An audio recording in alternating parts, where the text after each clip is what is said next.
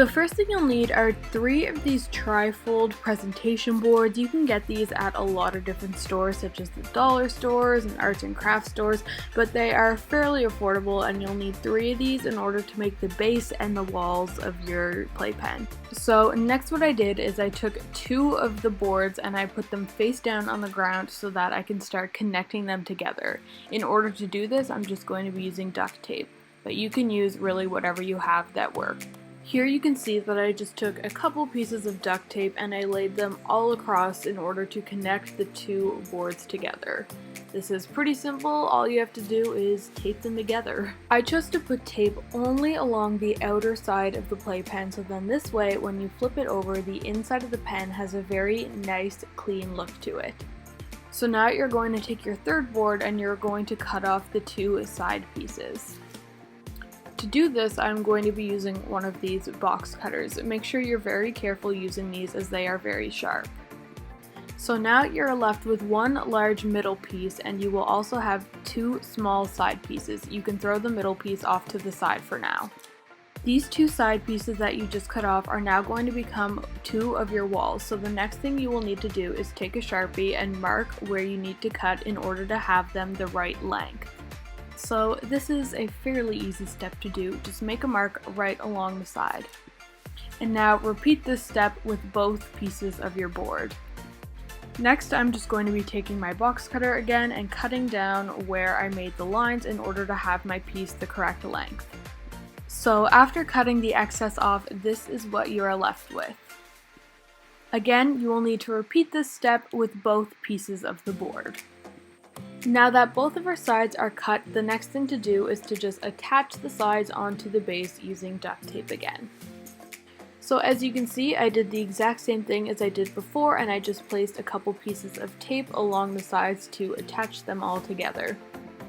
And once again, you will obviously need to repeat this with both sides of your board. Now that everything is taped together, you should ultimately be left with something that looks similar to this. Now this step is completely optional, but what I'm going to be doing is taking some wrapping paper and covering the outside of the board. This is just going to give it a bit of a nicer look, but like I said, this is completely optional. Next, you're going to fold all of your edges up and attach them together in order to make the outside border of the playpen. Once again, I just used duct tape in order to attach the 2 sides together. And as I've stated before, you will need to repeat this step on each and every corner of your playpen. Now that all of your corners are securely taped together, it should be looking something like this. As you can see, this is now a fully functional playpen for whatever animal you're using it for.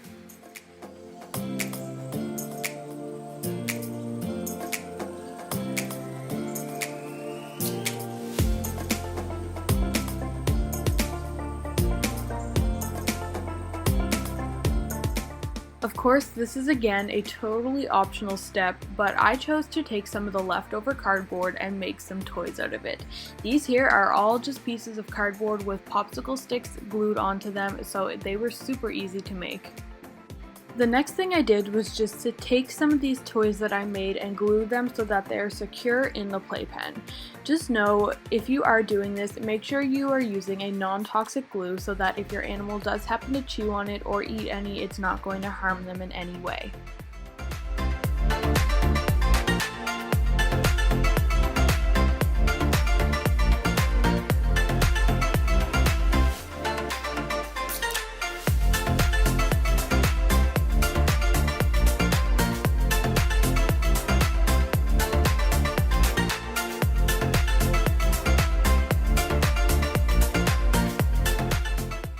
Now, the last thing I did was I went and added some of my hamsters' toys in here along with scattering some food across the ground for enrichment. After all of this, you can see that this pen is completely done and ready for use.